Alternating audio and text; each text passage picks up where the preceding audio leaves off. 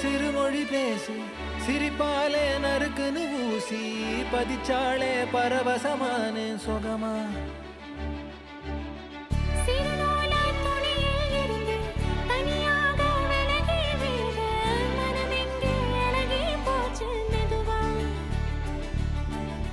எரகால படகா நீந்தி காத்தில் நானும் இறந்தேனே கடிவாள குதிரை